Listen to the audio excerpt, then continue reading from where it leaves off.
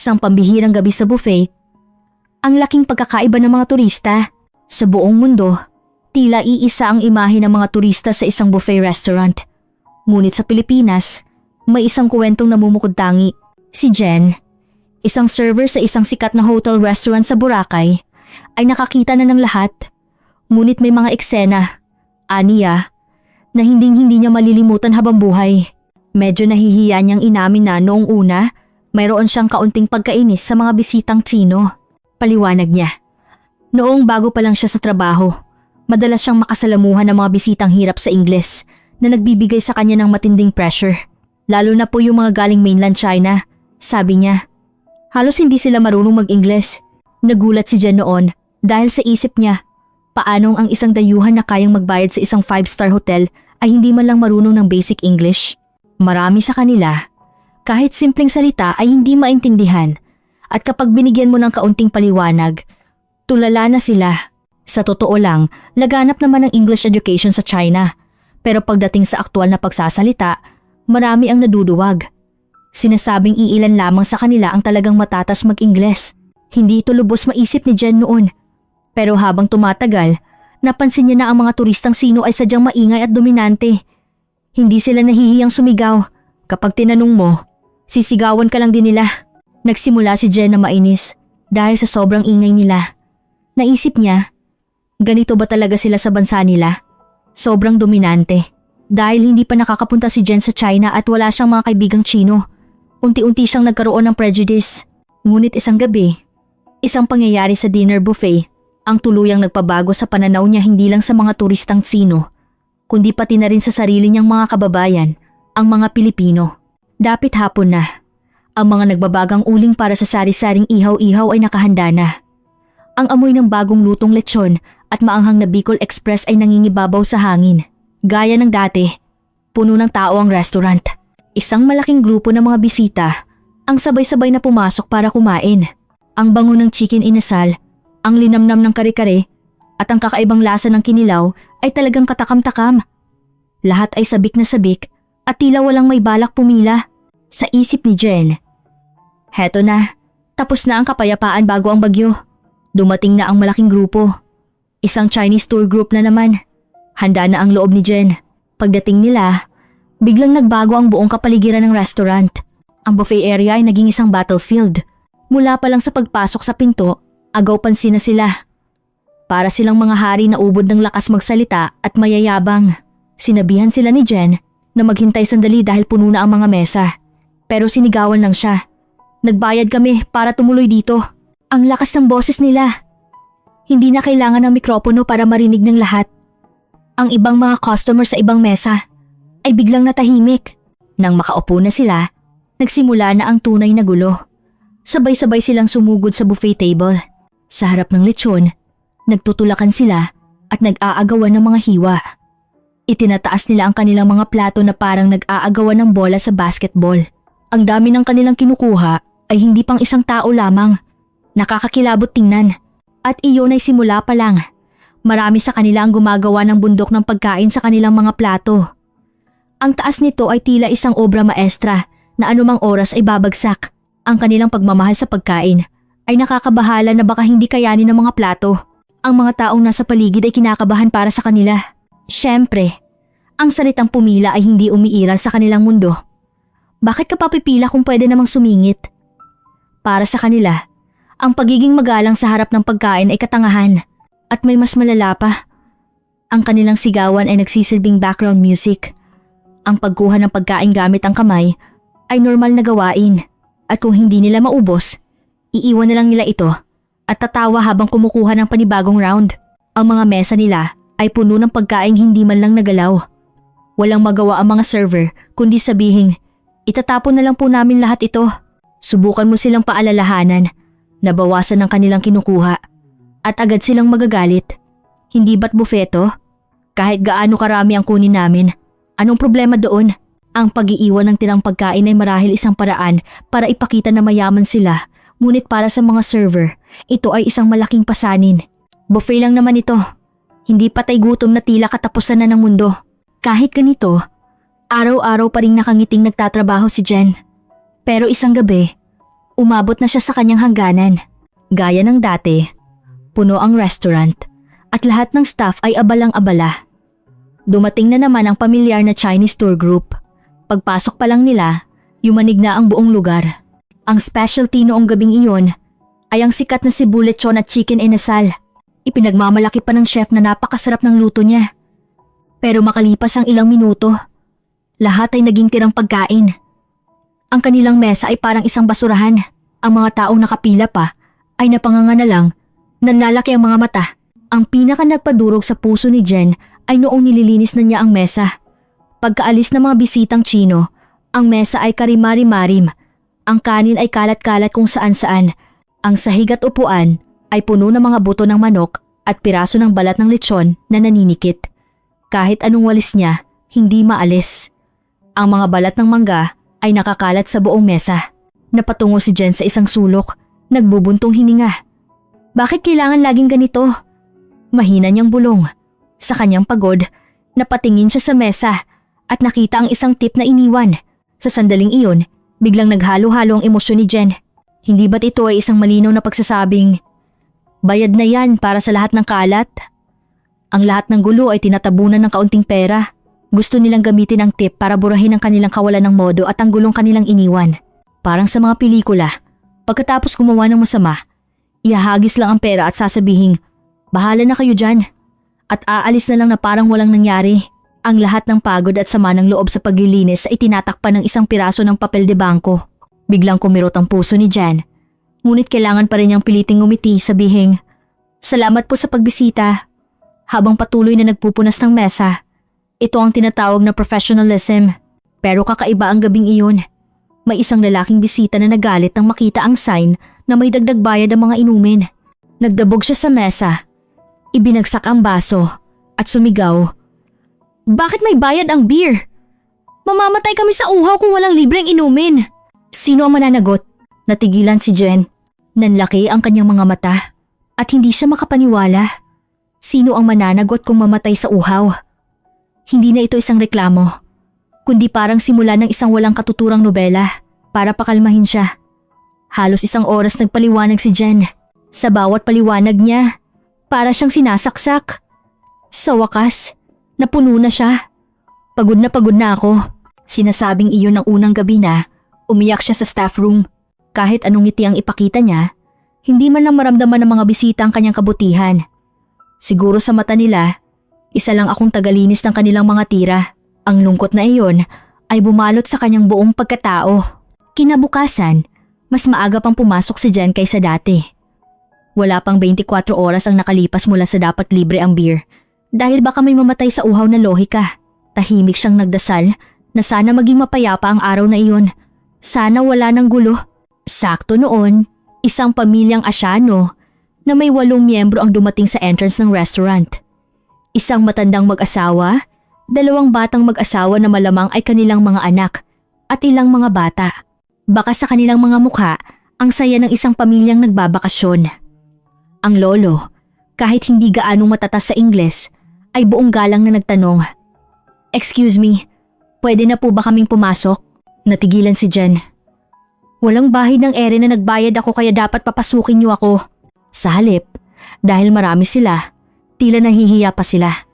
Napakabait at magalang. Pwede na po ba kaming pumasok? Opo naman. Halika po kayo. Nakahanda na po ang mesa ninyo. Dahil sa kanilang pagiging magalang, si Jen pa ang medyo nahiya. Mga Pilipino sila. Bulong ni Jen sa sarili. Siguradong sila na naman yung sobrang tahimik na bisita. Pero mas mabuti na ang tahimik kaysa sa magulo. Laking gulat niya. Habang ginagabayan sila papunta sa kanilang upuan, ang mga bata ay tahimik na nakahawak sa kamay ng kanilang mga magulang. Walang nagtatakbuhan, walang sumisigaw. Sumulyap si Jen sa buffet area. Gaya ng inaasahan, mahaba na ang pila sa mga sikat na pagkain. Kare-kare, spring rolls, chicken inasal, at ang maasim-asim na sinigang na hipon. Ayon sa karanasan ni Jen, kung Chinese tour group ang nandoon, siguradong nagsimula na ang agawan. Pero ang pamilyang Pilipinong ito ay ibang-iba. Sa harap ng hanay ng mga masasarap na pagkain, wala ni isa sa kanila ang nagpuno ng plato na parang bundok. Kumuha lang sila ng tigkaunti sa bawat putahe para matikman at dahan-dahang kumain. Ang pinagtataka ni Jen ay ang kaldero ng kare-kare. Kung Chinese group iyon, siguradong ubos na agad. Pero ang mga Pilipino ay hindi ganoon. Hindi sila sumisingit. Kung may tao sa unahan, matiyaga silang pumipila at naghihintay. Tila ba ang konsepto ng pagpila ay nakaukit na sa kanilang mga buto. Nang sila na ang aan, kumuha lang sila ng kaunti at maingat na inilagay sa gilid ng kanilang plato. Para bang hindi sila napunta doon para kumain sa buffet, kundi para lang sumubok ng isang kagat. Ang pinakakahanga-hanga ay ng isang batang lalaki, mga 10 taong gulang, ang aksidenteng nabitawan ng serving tongs. Clang! Nahulog ito sa sahig. Agad na yumuko ng 90 degrees ang bata kay Jen at sinabing, "Sorry po." Ang kanyang ina ay mabilis ding lumapit at paulit-ulit na yumuko at humingi ng paumanhin. Pasensya na po talaga. Ang eksenang iyon ay sobrang di kapani-paniwala. Naisip ni Jen na baka naligaw siya ng pinasukang lugar. Hindi ito isang hotel buffet, kundi isang marangyang family dinner sa isang pribadong tahanan. Habang kumakain, masaya silang nag-uusap at nagtatawanan. Pero mahina lang ang kanilang boses at hindi nakakaistorbo sa ibang mesa. Napahanga si Jen. Totoo pala na may mga bisitang sobrang tahimik na parang hangin lang. Bakit ganito kalaki ang pagkakaiba? Paulit-ulit sa isip ni Jen ang imahe ng pamilyang Pilipinong kumakain. Hindi niya mapigilang magtaka. Hindi kaya nila gusto ang pagkain namin? Bakit sila sobrang pigil at magalang? Bakit ang kaunti ng kinukuha nila?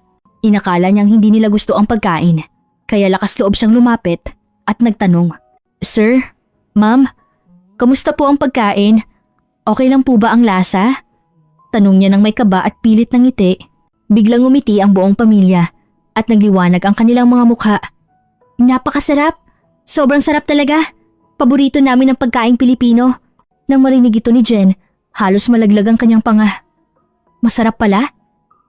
Bakit hindi sila kumukuha ng marami? Gumaan ang loob ni Jen. Ang pamilyang ito ay mas mabait pa sa inaakala niya. Mabilis niyang kinuha ang kanyang telepono. Binuksan ang translation app at nag-type ng mensahe para ipakita sa kanila. "Bakit po ang kaunti lang ng kinukuha ninyo sa bawat putahe? Buffet po ito. Pwede po kayong kumain hanggat gusto ninyo. Okay lang po kumuha ng marami." Ang isa sa mga tiyuhin ay kumuha rin ng kanyang telepono at ipinakita ang isinaling sagot. Dahil sobrang sarap ng pagkain, siguradong gusto rin itong matikman ng mga susunod na customer. Hindi pwedeng kami lang ang uubos. Ang masarap na bagay ay dapat ibinabahagi sa lahat, diba? Sa sandaling iyon, parang huminto ang oras para kay Jen. Ang mga salitang iyon ay tumama sa kanya na parang isang sinag ng liwanag. Ano? May ganitong pananaw pala? Ang lohika sa buffet na alam ni Jen ay kung sino ang nauna, siya ang panalo. Kung hindi ka aagaw, talo ka, at kung hindi mo susulitin, lugi ka. Ang konsepto ng pagbabahagi ay bago sa kanya dahil masarap, kailangang magtira para sa iba. Hindi ito maintindihan ni Jen. Bigla niyang naunawaan. Ang bawat kilos ng pamilyang ito ay hindi lang simpleng pagiging magalang. Ito ay nagmumula sa puso na may tunay na pag-aalala para sa iba at ang pag-aalalang iyon ay abot hanggang sa mga server na tulad niya. Habang ipinapaliwanag ni Jen ang mga putahe, nakangiti silang nagsasabing salamat. Sa simpleng pagsasalin lang ng tubig, ilang beses silang nagpapasalamat. Kapag lumapit si Jen para kunin ang mga plato, may isa pa sa kanila na kusa ng pagsasama-samahin ng mga plato at iaabot sa kanya. Ang kanilang kabaitan ay nagpainit sa puso ni Jen. Pakiramdam niya, ang pamilyang ito ay hindi lang pumunta para kumain, kundi para pahalagahan ang lugar at siguraduhing lahat ay komportable at masaya. May isa pang pangyayari na mas nakakatuwa.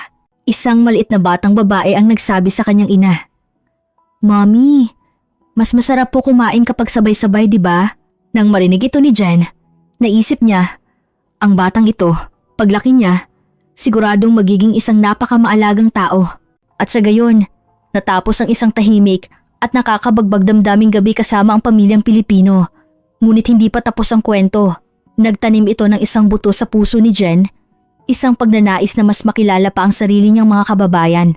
Madalas marinig ni Jen na ang customer ay hari, pero sa tagal niya sa industriya, ni minsan ay hindi niya naramdaman na ang mga customer ay parang hari. Sa halip, araw-araw siyang nagsisilbi sa mga taong hindi hari, kundi mga tiranong nagagalit sa maliliit na bagay. Ngunit ang mga Pilipino ay ibang-iba. Hindi nila ginagamit ang kanilang pagiging customer para mang-api. Sa halip, lagi nilang naaalala na sila ang pinagsisilbihan. Salamat po. Sa gabing iyon, sinabi nila ang salitang salamat nang hindi bababa sa 5 beses. Kahit na utal-utal si Jen sa pagpapaliwanag ng mga pagkain, nakangiti lang silang tumatango at nagsasabing, okay lang po yan. Ang simpleng pariralang iyon ay parang mahika. Ilang beses na nitong iniligtas si Jen at ang kanyang mga kasamahan.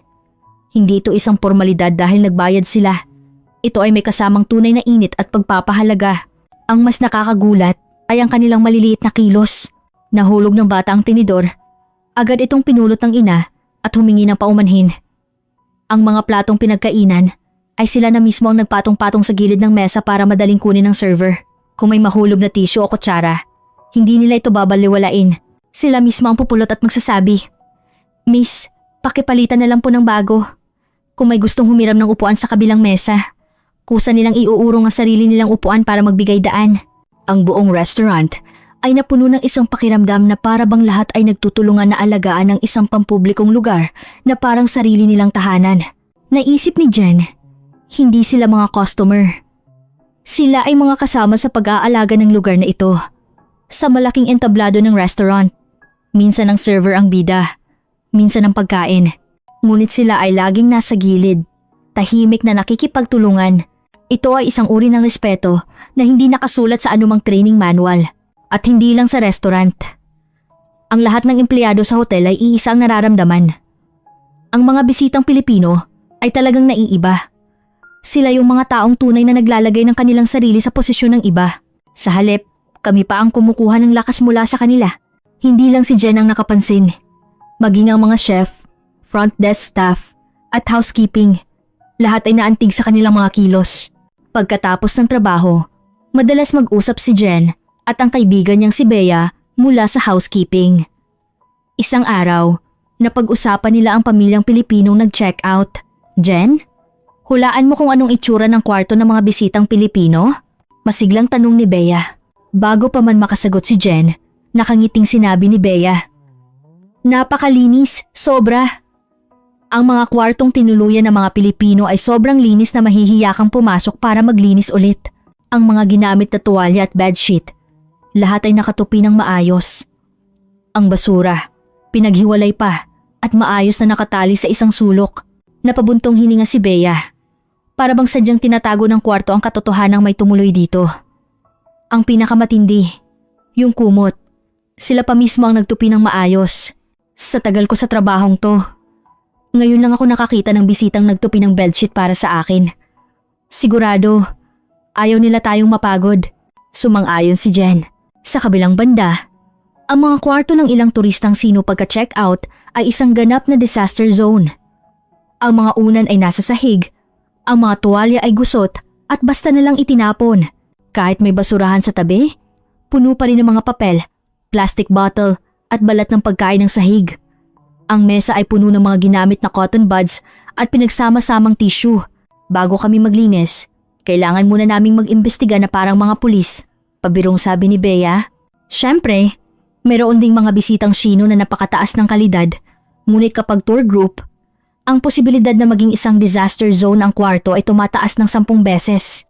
Pero ang mga bisitang Pilipino, ang iniiwan nila ay hindi pera, kundi isang pusong puno ng pag-aalaga. Isang sulat kamay na thank you card. Isang malinis na tuwalya. Pagpasok mo pa lang, ramdam mo na ang kaayusan. Hindi sila nag-iwan ng pera. Pero iniwan nila ang init ng kanilang pagkatao sa bawat sulok ng kwarto. Lubos na sumang-ayon si Jen sa sinabi ni Bea. Ang pagiging malinis ay isang trabahong hindi napapansin. Ngunit dahil walang nakatingin, dito lumalabas ang tunay na pagkatao ng isang tao. Sabi ng lahat ng staff, ang mga Pilipino ay iniisip ka kahit sa mga lugar na walang nakakakita. Ang pakiramdam na ito ay nagugat sa puso ni Jen. Nagsimula niyang harapin ang kanyang dating prejudice. Sa totoo lang, dati wala akong magandang impresyon sa mga kapwa ko Pilipino bilang turista. Ngayon, ibang-iba na. Ang gabing iyon sa restaurant, kasama ang mga malilinis na kwarto, ang nagpamulat sa kanya na kahit hindi magkaintindihan sa salita, ang mga puso ay maaaring magkaintindihan. Hindi niya inakala na kahit hindi nagkakaintindihan sa wika, posible palang maghatid ng ganitong init. Bawat Pilipino ay tila isinasabuhay ang pag-unawa sa kapwa bilang isang natural na bagay. Hindi na ito isang tuntunin, kundi isang kaugaliang nakatanim na sa kanilang mga buto mula pagkabata. Kahit ang mga bata ay kayang sabihin ng mga salitang nagpapakita ng pag-aalala sa iba, na nagpapatunay na ang kanilang family education ay napakahusay. Sa ganitong uri ng lipunan, ang paglalagay ng sarili sa sitwasyon ng iba ay tiyak na isang common sense. Laging iniisip ni Jen na ang mga Thai sa orihinal na kwento ay likas na magiliw at magalang. Ngunit ang mga Pilipino ay mayroong karagdagang antas ng pagiging maalalahanin. Halimbawa, minsan may isang turistang Tsino na nagalit sa isang server. Isang mag-asawang Pilipino sa tabi ang tahimik na lumapit kay Jen at nagtanong, "Okay ka lang ba? Huwag mong masyadong pilitin ang sarili mo. Ito ay hindi itinuturo sa anumang manual. Ito ay tunay na pag-aalala." Nagsimula si Jen na magmuni-muni. Naiintindihan ko ba talaga ang mga taong ito? Dati, ang dami kong maling akala. Ang nagturo sa kanya ng tama ay ang mga kapwa rin niya Pilipino. Hindi sila nag-ingay, hindi sila nanisi. Sa pamamagitan lang ng kanilang tahimik na kilos, nagawa nilang baguhin ang lubusan ng isang tao. Kung ang anak ko ay mag-aaral sa ibang bansa, unang-una kong irerekomenda ang Taiwan sa orihinal na kwento. Sa kontekstong ito, maaaring sabihing ipagmamalaki ko ang pagiging Pilipino, sabi ni Jen. Sigurado ako na doon, mapapaligiran siya ng mga mababait na tao. Ang matutunang mag-isip para sa iba ay mas mahalaga kaysa sa anumang bagay. Ngayon, buong puso kong hinahangaan ang mga Pilipino. Habang sinasabi ito ni Jen, kumikinang ang kanyang mga mata. Sa isang buffet restaurant kung saan kainin mo lahat ng gusto mo, dito talaga lumalabas ang tunay na kulay ng isang tao. Sa pagkakataong ito, si Jen ay lubos na namangha sa mga Pilipino.